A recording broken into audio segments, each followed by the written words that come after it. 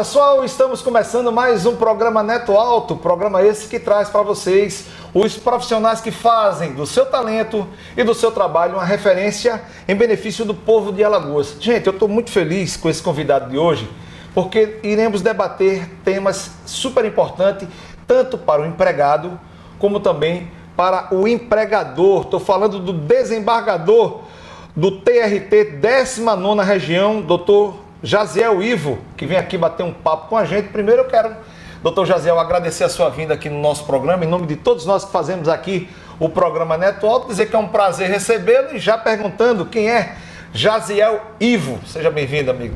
Neto, é um grande prazer estar aqui no Neto Alto, juntamente com toda a sua equipe técnica. É uma satisfação muito grande poder contribuir com a sociedade alagoana, trazendo esclarecimentos sobre tema tão palpitante e, ao mesmo tempo, tão importante, né? Porque todos nós somos trabalhadores, todos nós recebemos os trabalhos de outras pessoas e também é do trabalho que nós tiramos a nossa sobrevivência. De forma que não existe tema mais importante, mais próximo da vida do que esse. É verdade. O senhor adentrou, né, nas fileiras do Tribunal Regional do Trabalho em 1995, né, já se vão muito tempo. E aí eu pergunto, olhando para trás, o que é que mudou de lá para cá? Principalmente nessas relações que daqui a pouco a gente vai abordar mais profundamente, né, entre empregado e empregador. Neto, eu de fato tenho já um percurso longo na Justiça do Trabalho. Meu concurso foi de 1995. Eu então, quando ingressei na magistratura trabalhista aqui em Alagoas, eu ainda alcancei os juízes classistas, aqueles que eram representantes dos trabalhadores e os representantes dos empregadores. E houve muita mudança, sim. A começar que, naquela época, nós estávamos ainda embevecidos pelas grandes transformações que a Constituição de 88 tinha trazido nessa área. E depois veio a emenda constitucional número 94. Essa emenda trouxe também, emenda constitucional número 45 de 2004. Essa emenda trouxe profundas modificações também na Justiça do Trabalho. Então, de fato, hoje, olhando, né, para trás, eu vejo que muita coisa mudou. Primeiro, o que é um ganho para a sociedade brasileira, a gente não vê mais na sala de audiência aquela almofadazinha do carimbo dos trabalhadores analfabetos que, ao prestar o depoimento, não sabendo assinar, colocavam a impressão digital na ata. Aquilo era um embaraço, era um constrangimento. E pelo nível de desenvolvimento hoje da educação, não que seja o ideal, mas nesse ponto eu não me recordo de ter recebido praticamente ninguém mais na sala de audiência analfabeto. Isso é um grande ganho para a população brasileira, para o povo brasileiro. Mas veja, eu não estou dizendo com isso que os níveis são satisfatórios. Não são, mas pelo menos diminuiu enormemente essa quantidade. Os trabalhadores hoje são melhor qualificados. Os trabalhadores têm muito mais informações do que tinha naquela época. Eu acho que também a própria advocacia se sofisticou mais. Antigamente a Justiça do Trabalho tinha um aspecto meio que romantizado, assim, dos ideais. Hoje é uma justiça eminentemente técnica. A advocacia tem sido muito técnica, muito preparada também, de forma que isso exige do magistrado trabalhista uma resposta imediata em nível de qualificação e de aprimoramento. Verdade. Uma das coisas interessantes que é importante a gente debater aqui com a sua vinda é exatamente a reforma trabalhista, a 13.467 de 2017, agora recente, né? E o senhor já passando para a gente um raio-x, né? De que forma o senhor enxerga hoje, né, 2017, o comportamento do empresário, do empregador, né, de que forma o senhor passa para a gente o raio-x com o advento agora dessa nova lei, da nova, no caso, essa lei, né, a 13.467, que é a reforma trabalhista, não é isso? Longe de mim de ser refratário às mudanças, não. Mas eu tenho críticas a fazer a essa lei, pontuais, mas tenho. Como também tenho elogios. Tem que reconhecer. Como elogio, por exemplo, facilitou muito hoje, no âmbito da Justiça do Trabalho, a resolução de conflitos sem precisar de processo judicial. Existe hoje na Justiça do Trabalho uma reclamação pré-processual de constitucionalidade duvidosa, é certo, mas o fato é que está em vigor, está sendo aplicada, não houve nenhum questionamento até agora quanto a isso, de forma que o empresário que tomou o serviço daquele trabalhador, os dois, assistidos por advogados, cada um com o seu, tratando-se de direito disponível, eles vão à Justiça do Trabalho e apresentam esse desejo de homologar aquela rescisão, homologar aquele tempo de serviço, e isso é feito de uma forma muito singela, muito simples. A única exigência é que não seja o mesmo advogado para cada um, tem que ter cada qual o seu próprio advogado. E os advogados então entram em acerto entre si e já levam esse termo para que a Justiça do Trabalho homologue. É óbvio que o juiz do trabalho não está obrigado a homologar. Se ele se convencer pelas circunstâncias ali daqueles elementos factuais, comparados com o direito, que não é conveniente ele homologar, ele não homologa. Mas, na maioria das vezes, a coisa vem pronta mesmo para ser homologada, imediatamente já se libera o saque para o FGTS, se libera a habilitação perante o seguro-desemprego, tudo de uma forma muito simples. Esse eu acho que é um ponto bom, vantajoso da reforma trabalhista, porque simplificou procedimentos. Agora, o que é que eu não acho bom, e talvez até já me antecipando em algumas perguntas que você de certo faria, porque são perguntas que a população faz, que o seu público quer saber. Por exemplo, eu acho que a reforma de 2017 da Lei 13.467, ela entrou em vigor em 11 de novembro de 2017, ela prometeu, mas prometeu com todas as evidências, desde a exposição de motivos do projeto de lei, a todos os discursos que eram feitos pelos defensores do projeto, né, que haveria uma oferta de uma maior quantidade de postos de trabalho. Eu acho que isso foi uma ilusão. E eles sabiam que isso era uma ilusão, que a reforma trabalhista não ia aumentar o número de postos de trabalho. Né? Chegou a inibir, né? Pois é, ao contrário, eu penso até que a reforma ela poderia ter sido feita como foi, mas ela também trouxe uma coisa que eu acho muito ruim, é que ela precarizou, aprofundou a precarização das relações de trabalho. Então são essas as críticas que eu tenho e espero que o meu pensamento, obviamente, é apenas uma opinião, é um pensamento. Eu, quando julgo lá no tribunal, eu não julgo sozinho, eu julgo de acordo com o que os demais colegas e colegas desembargadores e desembargadoras, né, decidem, de forma que essa é a minha primeira impressão, assim, a minha primeira percepção. O senhor acredita que, diante do que o senhor acaba de passar para a gente, e foi muito pertinente o que o senhor trouxe para aqui para debater, o senhor acha que essa Lei 13.467, ela incentiva, por meio do empresário, a pejotização, que é uma coisa que é abominável praticamente, né, pelo TRT? De que forma o senhor enxerga isso? Bom, a pejotização em si, ela não é um mal, desde que seja pejotização. Agora, o que está havendo hoje no Brasil inteiro é a banalização da pejotização como fraude. É isso que está acontecendo. As empresas, de um modo geral, têm um trabalhador muito preparado lá, que não pode prescindir do serviço daquela pessoa, e aí oferece a ele a criação de uma empresa individual, um microempresário, um MEI, e ele então cria essa empresa jurídica, né? Por isso que o nome é pejotização, né? Que é pessoa jurídica, e então ele cria essa pessoa jurídica, fica nessa empresa fazendo o que sempre fez a vida inteira e não é mais empregado. Ele é outra empresa contratada por aquela empresa, daí essa expressão muito apropriada, pejotização. De forma que a pejotização está sendo hoje um ponto de muita polêmica. Porque se você chega num hospital hoje, todo mundo é PJ. Se você chega numa escola, praticamente todo mundo é PJ.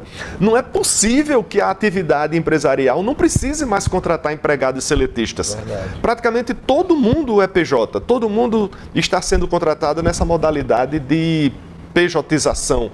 De forma que, se a PJização, conquanto venha a ser formalizada com essa característica, mas na realidade ela se mostre que esse trabalhador trabalha mediante subordinação, com pessoalidade, com onerosidade e habitualidade, isso não é PJ. Basta perguntar assim: eu sendo PJ, posso mandar outra pessoa no meu lugar? Se não pode mandar outra pessoa no lugar, já se vê que tem alguma coisa errada. Alguma coisa errada tem aí. Então, por isso que a lei fala em trabalho pessoal. Se o trabalho é pessoal, contínuo, habitual, mediante pagamento de salário e com subordinação, não tem outra figura. É a figura do contrato de trabalho regido pela CLT. A não ser que seja concursado estatutário do serviço público. Verdade, isso é verdade. E outra, baseado antes disso que o senhor fala, é intransferível. Só aquela pessoa pode executar aquelas atribuições, mais ninguém, não é verdade? Pois é, se ele falta ao trabalho, leva falta. É verdade. Se ele se atrasa, é repreendido. Se ele não faz do jeito que era para ser feito, é repreendido. Então, isso não é PJ. Eu enxergo a PJização como uma brecha, né, que os empresários adquiriram para poder minimizar seu custo, né, de folha de pagamento e outros afins. Tá vendo aquele café da Carajás, doutor? Vamos tomar um cafezinho da Carajás? Vamos sim. Pessoal, bate-papo maravilhoso. Segundo bloco, vamos se aprofundar ainda mais. Será que a sua previdência, que está sendo descontada aí do seu salário, está sendo pago lá na ponta? Daqui a pouco você vai saber as consequências, se caso não tenha sido paga, tá bom? A gente volta já. O melhor da vida você constrói, pra tudo que você faz, pode contar com a Carajás. A Carajás tem soluções completas com qualidade, variedade e tudo o que você precisa para construir, reformar ou decorar a sua casa do jeitinho que você sempre sonhou. Além disso, temos sempre uma oferta especial para você, seja em nossas lojas, no app, no site ou no WhatsApp. Pode contar com a Carajás. Imaginem 1.065 creches do CRIA lotadas, ou 40 cruzeiros cheios de turistas chegando em Maceió. Não, mais fácil. Imagina 10 chapichões lotados. Conseguiu visualizar? É gente pra Mais de 210 mil pessoas acompanham as redes sociais do governo diariamente. Do lado de cá, tem uma galera massa trabalhando e um governador que não dispensa uma história. E desse lado aí tem vocês, curtindo, interagindo, comentando, fiscalizando, reclamando. A nossa equipe de planejamento, produção de conteúdo e monitoramento está sempre on para vocês, em todas as redes sociais. Todas mesmo.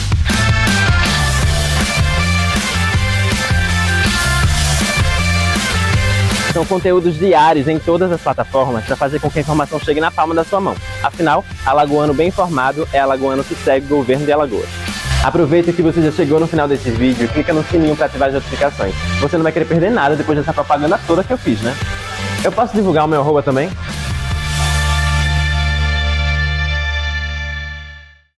Quem compra do pequeno pensa grande. Quem compra do pequeno pensa grande. Sabe que vai ter retorno, vem em dobro, pode crer. Qualidade mais que certa. E pra cada loja aberta é emprego pro seu bairro que tem muito que crescer. Quem compra do pequeno pensa grande. Quem compra do pequeno pensa grande. Comprar da pequena empresa é pensar grande. O bairro cresce, a economia aquece e a cidade agradece. Sebrae, a força do empreendedor brasileiro.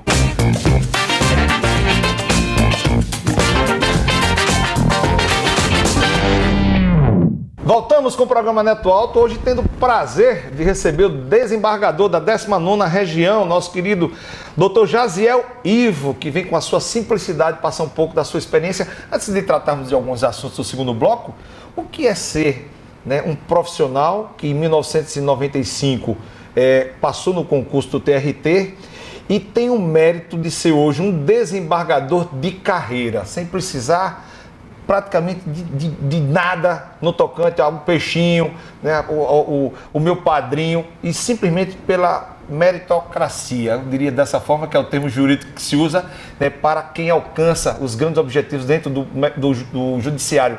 O que representa isso para o senhor? De fato, é uma grande alegria.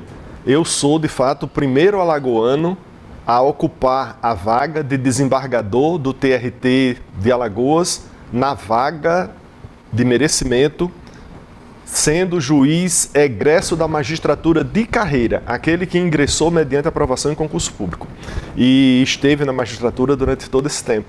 De fato, para mim, é o reconhecimento de uma carreira, né, de uma vida inteira, e eu sempre fui muito disciplinado, eu sempre gostei de fazer um pouquinho todos os dias. Nunca gostei de acumular nada, nunca tive trabalho acumulado. Era uma meta que eu tinha. Então, eu acho que a principal característica da minha atividade profissional no TRT é essa. Eu digo de peito aberto, nunca atrasei decisão. Nunca tive decisão atrasada. Eu brinco com alguns amigos mais próximos que eu digo assim, eu não sei prazo, meu prazo é sempre de 48 horas. Então, vai estar dentro desse prazo. Vai estar sempre dentro desse prazo. Então, eu acho que, como sendo um juiz de carreira, sendo o primeiro alagoano, porque o TRT de Alagoas, obviamente ele é originário do TRT de Pernambuco, né, que Alagoas compreendia o TRT de Pernambuco. E quando o TRT de Alagoas foi criado, instalado aqui, os juízes do trabalho de Pernambuco daquela época migraram para a 19ª região recém-criada, e durante esse tempo todo, né, 32 anos do TRT, é o primeiro juiz de carreira alagoano a ingressar na magistratura. Eu não estou com isso desmerecendo nenhum dos outros colegas. Tivemos baianos, tivemos paraibanos, vários pernambucanos, mas era a vez de um alagoano, né? E chegou. Né? Graças a Deus. No nosso intervalo, antes de eu partir, né, de pedir aqui a produção o intervalo, eu fiz uma provocação interessante, que é importante até dirimi-las agora, que é a questão do empresário que recolhe, né, a questão previdenciária e não repassa para quem realmente, né, o pagamento previdenciário do trabalhador. Qual a penalidade que ele pode sofrer dentro desse quadro, doutor? Primeiro, eu quero dizer logo que se a empresa estiver regular no E-Social, isso não vai acontecer. O E-Social hoje é uma plataforma do governo que elimina completamente essas possibilidades de fraude. Mas nem por isso estamos livres delas. Às vezes pode acontecer da empresa descontar no contra-cheque do trabalhador aquela rubrica de recolhimento previdenciário e não fazer o recolhimento perante a Previdência. De forma que isso é um crime. Verdade. Isso configura o crime de apropriação indébita com um agravante previsto na lei penal, que é porque prejudica um ente previdenciário. A autarquia previdenciária é prejudicada por isso.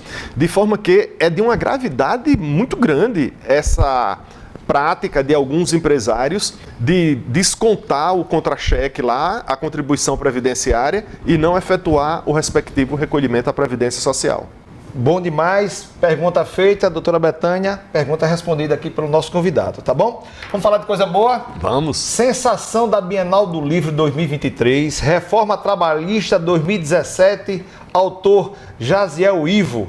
Análise dos aspectos processuais e da conflituosidade em geral, na perspectiva do devido processo legal e do acesso à justiça. Fala um pouco para a gente desse... Claro, debatemos um pouco aqui no nosso programa sobre essa lei, né? Mas aqui você tem uma análise mais profunda com esse livro, exatamente do nosso querido desembargador, que traz para a gente essas grandes novidades. Fala um pouco desse livro. Foi a sensação de 2023, não foi? Na Bienal do Livro? Eu falo sensação porque eu também estava lá e presenciei, né, no caso, você lançando esse livro. Fala um pouco desse livro para a gente. Não foi a sensação da Bienal. Diga modéstia sua, sua. Foram vários outros autores, né, com coisas talvez até mais interessantes. É um livro técnico que eu me dispus a trabalhar esse tema da reforma trabalhista de 2017, mais especificamente, aliás, não só a Lei 4.613, como também outros temas, como a gente acabou de tratar aqui, que foi a pejotização, por exemplo, que é um tema que está vinculado com a reforma trabalhista. Por que está vinculado com a reforma trabalhista? Porque tudo veio naquele ambiente de mudanças, de transformações. Então, a Lei 13.467, corrigindo agora, ela é a lei piloto, vamos dizer. Mas teve a lei do salão de beleza parceiro, teve a lei da terceirização da mão de obra, que hoje ela é ampla, não fica restrita apenas à atividade meio, mas também alcança a atividade fim. Então, eu trabalhei todos esses temas nesse livro e uma preocupação que eu tive, voltando àquela sua primeira pergunta, né, da importância da justiça do trabalho e sua inserção na sociedade, né? O que é que mudou de lá para cá? Então, essa reforma de 2017, ela trouxe alguns pontos que eu procurei enfrentar nesse livro e bati com muita ênfase, eu coloquei a força do meu pensamento, da minha reflexão, para contribuir com esse assunto. Por exemplo, a reforma trabalhista estabeleceu que para que o trabalhador entre na Justiça do Trabalho com uma reclamação trabalhista contra a empresa, ele já tem que dizer exatamente o valor a que corresponde o direito que ele está pedindo. Caramba! Isso é uma dificuldade gigantesca, porque imagine, você trabalhou num ambiente insalubre, mas você não sabe se a insalubridade é em grau mínimo, médio, máximo. Complicou. Você sofreu um dano moral, algum tipo de assédio moral, alguma coisa. Como é que você vai definir qual é o valor? São todos aspectos assim que demandam uma reflexão para ver que essa exigência de que o pedido deve ser certo, determinado e com a indicação do valor, violou o acesso à justiça. De forma que eu defendi isso nesse livro, defendi que o devido processo legal, substantivo, como a gente trabalha tecnicamente, estava sendo também desprezado pela reforma e, para minha glória, o Supremo Tribunal Federal acabou resolvendo essa questão, decidiu essa questão, e não que tenha lido o meu livro, que eu talvez não tenha lido, mas acolheu a tese que eu defendi antes nesse livro. Muito interessante. Doutor Jaziel, já aproveitando o que o senhor passa para a gente e o gostoso que está sendo realmente um linguajar extremamente... para que o pessoal de casa possa entender, aquele empresário, não de grande porte, mas de pequeno e médio, quando é que uma relação de trabalhador, né, e empregado, no caso, ela passa a não ser tão salutar? Eu falo isso porque tudo vai resvalar lá no Tribunal Regional do Trabalho. E tem algumas coisas, algumas peculiaridades que você pode essa semana, já resolver.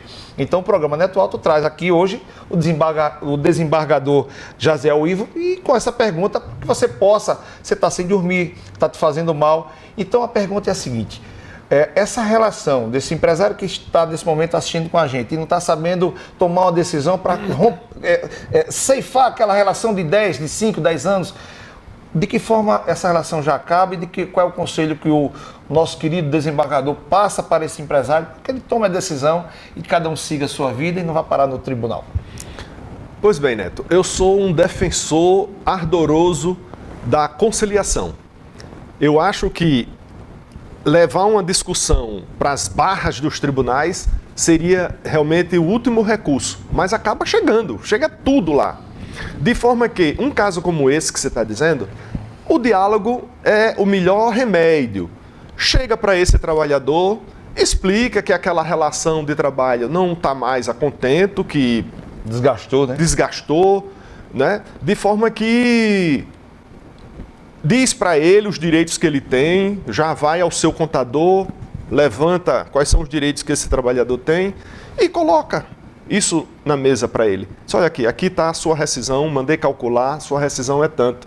A gente não tem mais condições de continuar com esse contrato de trabalho, veja aqui se está tudo certo. Esse trabalhador olha, ele pode logicamente não concordar, E então Que geralmente é assim, né, doutor? É. Geralmente, para concordar de primeira é difícil, né? dificílimo. Isso é igual bater na bola quando vai fazer o gol, né? É. Nunca pega na veia, né? Não. Sempre a bola vai para longe. Pois é.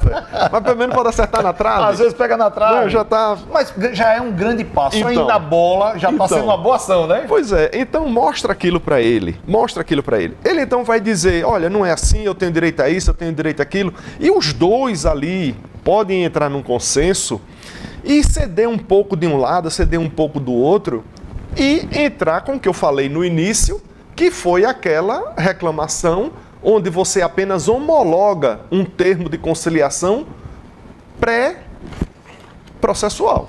Eu chamo isso de amadurecimento. É. Né? E lá no TRT nós temos também o Sejusc, que é uma atividade belíssima que o tribunal desenvolve, que mesmo aqueles processos que já estão em curso, eles podem ser levados à homologação de acordos lá no Sejusc. Agora, o que eu vejo também nisso, talvez seja uma percepção equivocada minha, mas é que o empresariado brasileiro recalcitra muito em reconhecer direitos elementares do trabalhador. Eu digo isso porque ao longo desses 30 anos de magistratura, não todos os casos, mas a maioria dos casos que eu julguei envolvia pedido de pagamento de verba rescisória. O que são as verbas rescisórias? Aviso prévio, multa de 40% do fundo de garantia, o recolhimento do fundo de garantia, o 13º salário proporcional, as férias proporcionais, apenas isso. O que é direito, né? É direito, não isso tá é pedindo elementar. É. Então, uma prática que deve ser combatida é essa de calcular a rescisão, entregar o TRCT, que é o termo de rescisão do contrato de trabalho, ao trabalhador, e tchau. Não pode ser assim.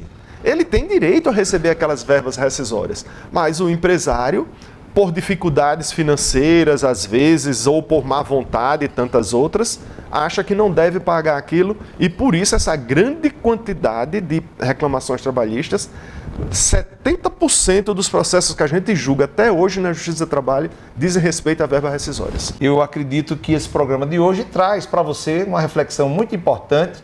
Quero agradecer a sua vinda. Falei que o senhor que era rapidinho, né? O programa é muito rápido, são temas importantes, mas o que importa é que o pouco que a gente traz para a sociedade alagoana evidencia, né, que o programa Neto Alto está sempre aliado a você, alagoano. Então, hoje, tendo esse prazer de trazer o desembargador do Tribunal Regional do Trabalho da 19ª Região para falar sobre tudo isso. E eu quero, mais uma vez, em nome de toda a nossa equipe, doutor, agradecer a sua vinda e, claro, faça sempre daqui o seu espaço e a sua verdadeira tribuna. Estou à disposição. Encantado com toda a equipe, com o estúdio aqui, com todos vocês. Muito obrigado pelo convite. O Café da Carajás, né? O Café da Carajás, que... Super encantado. Muito bom. Olha, estou à disposição. Vim pra cá ainda tomar esse Café da Carajás, né? Não fez nada. Não fez nada, não é isso? Pessoal, lembrando que o nosso programa tem o apoio cultural da Carajás. Se você vai construir ou reformar, faça igual o desembargador Jaziel Ivo, só compra na Carajás. A Carajás é a única loja de material de construção do país que transforma, sim, o seu sonho em realidade. Já que falamos de relação de trabalho e empregado e empregador, vai um recado rapidinho do programa Neto Alto. Amanhã sua empresa não anda bem, capital de giro que estourou, seu estoque, doutor, já não tem mais jeito. Dica do programa Neto Alto, amanhã, segunda-feira, vai no Sebrae. O Sebrae está com um monte de consultores esperando você, vai provocá-los. Eu não tenho dúvida que cada adversidade ele vai lhe dar a solução. Ah, estoque está baixo, vamos resolver desse jeito. Capital de giro, vamos resolver desse jeito. Gente, o Sebrae ele existe para isso, para transformar novamente sua empresa e fazer com que você volte a voar. Sebrae, a ferramenta necessária do empreendedor alagoano. E se vocês ainda não seguem as redes sociais do nosso programa, pessoal, @Programa Neto Alto, como também Dr. Jaziel, maior portal de comunicação, e esse programa vai estar lá logo logo, @Programa Neto Alto, ou então vem com seu amigo Neto Alto, @Neto Alto, fazer parte desse novo jeito de fazer comunicação no nosso estado, tá bom, pessoal? Na direção cinematográfica, Casa de Reis Filmes, na direção técnica, meu amigo Marcial Rufino e Carlos Diego. Estamos encerrando mais um programa Neto Alto no dia de hoje, na certeza, não tenho dúvida, de reencontrá-los encontrá-los no próximo domingo, se Deus quiser. Um grande abraço, pessoal. Boa semana. Tchau. Valeu.